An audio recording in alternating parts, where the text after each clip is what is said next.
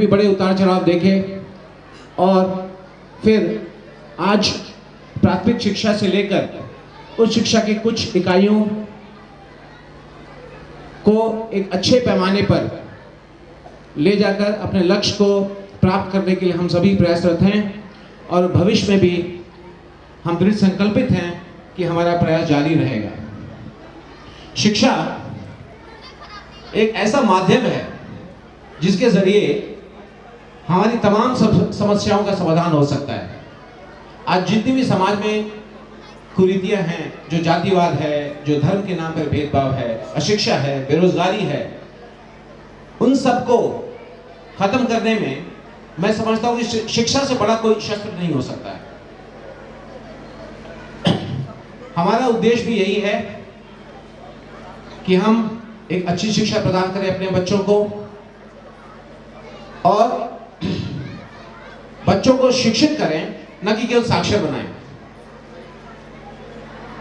यह जरूरी नहीं है कि सभी साक्षर व्यक्ति शिक्षित हो, मगर यह काफी हद तक संभव है कि सभी शिक्षित व्यक्ति साक्षर हों।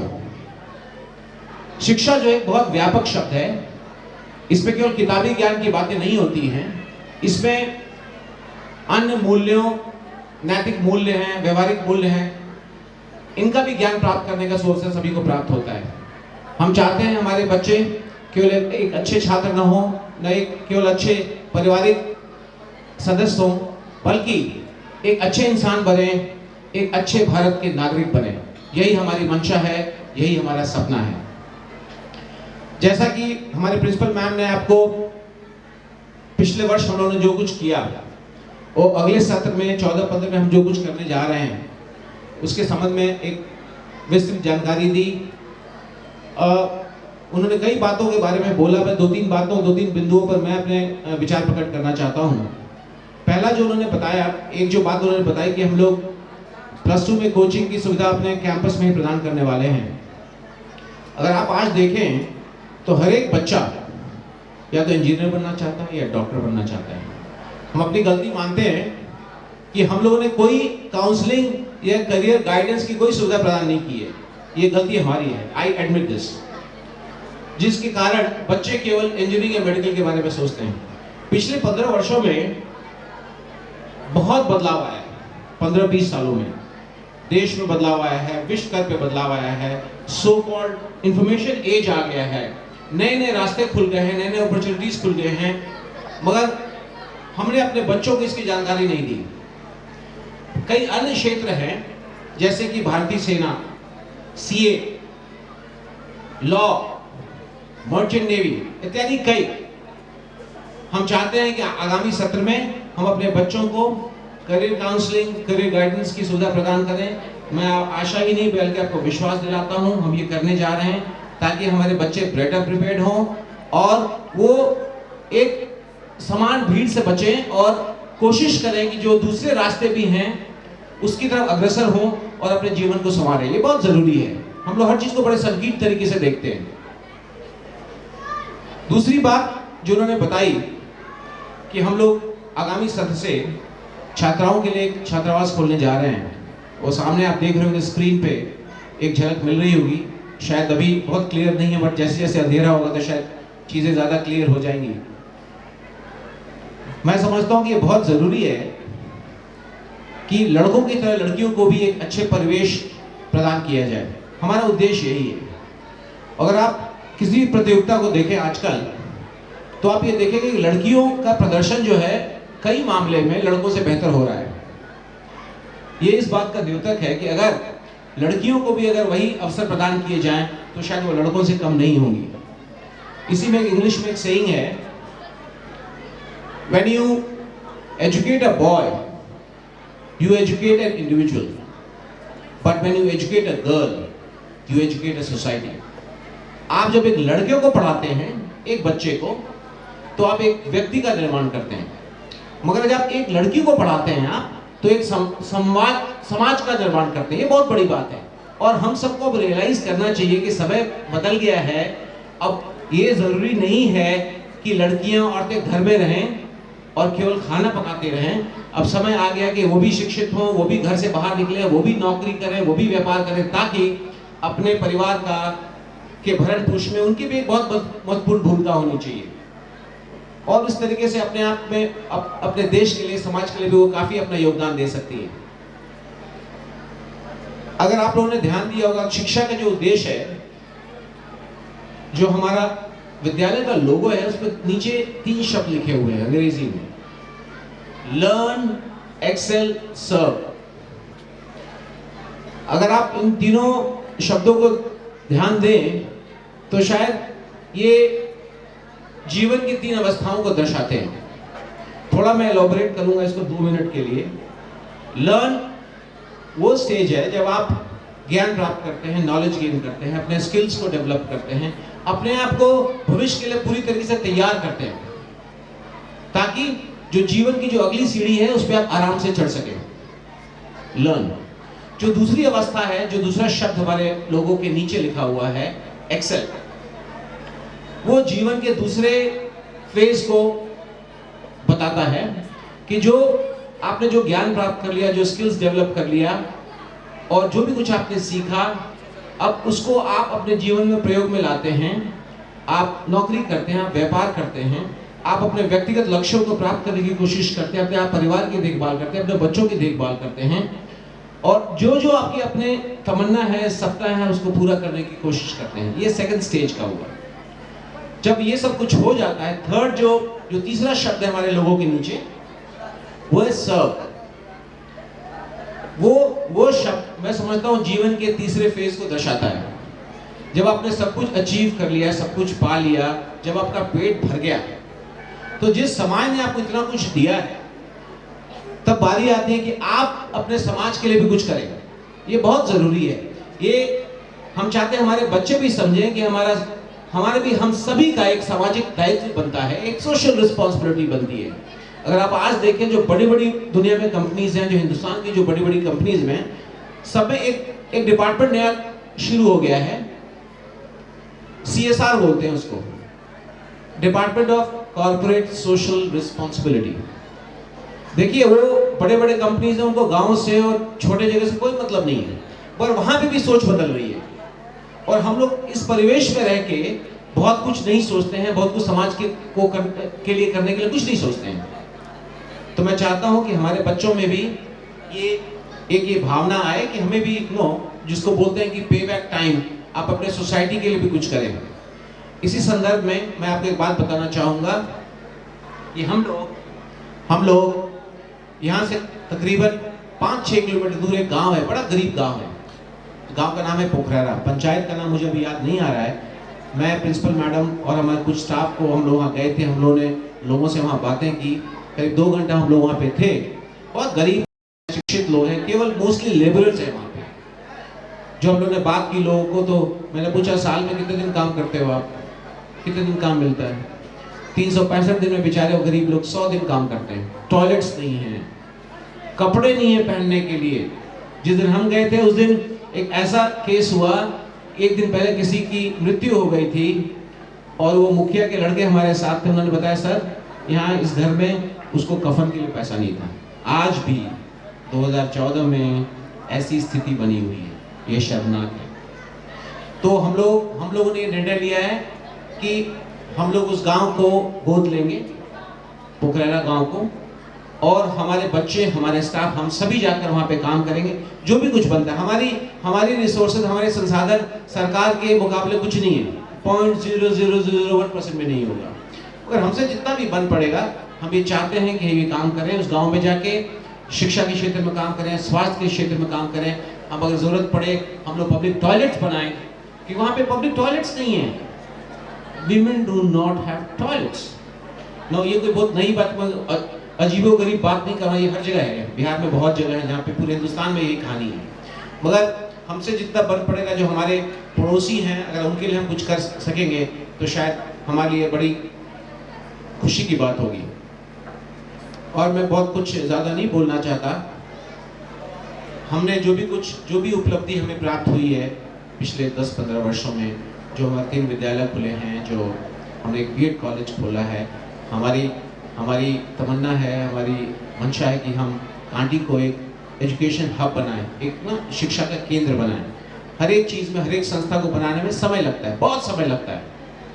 तो ऐसा कुछ नहीं है कि कोई ओवरनाइट हो जाएगी चीज़, रातों रात चीज़ें हो जाएंगी। मगर अगर एक चाइनीज प्रोवर्ब है, बोला था कि 1,000 mile journey begins with one small step. अगर आपको 1000 मील जाना है तो पहला कदम तो आपको उठाना ही पड़ेगा। तो हम लोग ये चाहते हैं कि इस दिशा में हम अपने काम करें और काम करें हम लोग। और हमें जो भी उपलब्धियां प्राप्त हुई हैं पिछले, मैं रिपीट कर रहा हूं, जो भी उपलब्धियां पिछले 14-15 सालों में हुई हैं, वो हम डेडिकेट करते हैं अपने बच्चों को, पूरे अपने छात्रों को, अपने अभिभावकों को, हम अपने टीचर्स को, हम अपने स्टाफ को, चंचल परिवार के प्रत्येक सदस्य एवं सहयोगियों को। और भविष्य में भी आपकी सहयोग प्रार्थनीय है।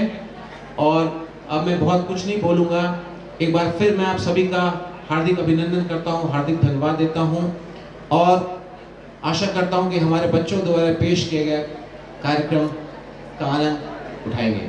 धन्यवाद। जय हिंद।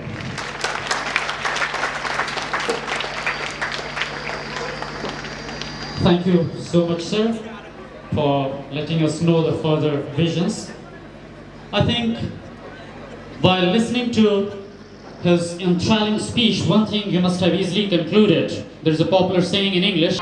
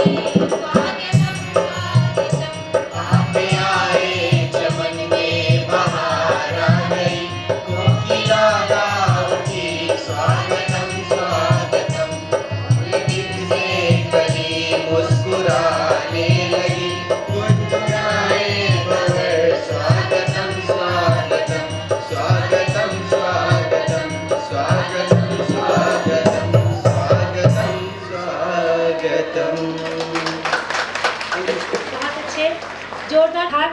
हमारे द्वारा अर्जित किया गया ज्ञान ही हमें पूर्णता प्रदान करता है। जी हाँ, यही उद्देश्य है हमारे विद्यालय का। हमारे विद्यालय का उद्देश्य मात्र विद्या दान करना नहीं है, वरन बच्चों में सुसंस्कार व आत्मविश्वास तथा उच्च मानवीय गुणों का संवर्धन करना है। यही भाव लिए है हमारा चंद्रशील गीत। प्रतिभागी है सौम्या और काजल। जोरदार तालियों से इनका स्वागत कीजिए। हमारा चंद्रशील गान।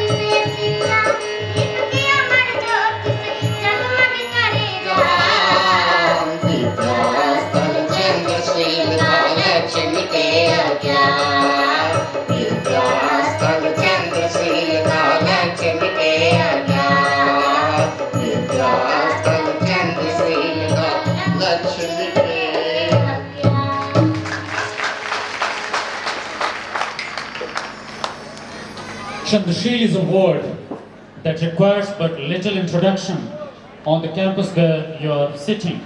You have been already made aware of the growing school, the type of education, the activities and other things in music, because it has been rightly said, music is a language that everyone understands. Moreover, when the words leave off, music begins. What cannot be communicated through words can... उपस्थित समझ हवाएं कर रही कुछ इशारा है। चंसील का ये मंच दोस्तों आप ही के लिए तो सजाया और संवारा है। A very pleasant good afternoon to one and all present here. Myself Pallavi. Today I am very happy to welcome our honorable director sir, our principal ma'am, respected teachers and all the parents who present here. On the behalf of Chandrasheel Vidyapeeth, I heartily welcome all of you for this annual day celebration. I could see a unique and talented mix of students and the parents who made this happen and come to us from every corner of the city. So let's start our cultural program with a Saraswati Vandana song. विद्या तदाति विनय, विद्या की मां शारदा का आवाहन करते हुए मैं प्रस्तुत करती हूँ सरस्वती वंदना, जिसके प्रतिभागी हैं रत्नेश, मुन्ना, अंकित, शिखा और झुन्नू। तो अपने तालियों के साथ स्वागत करिए इन प्रतिभागियों का।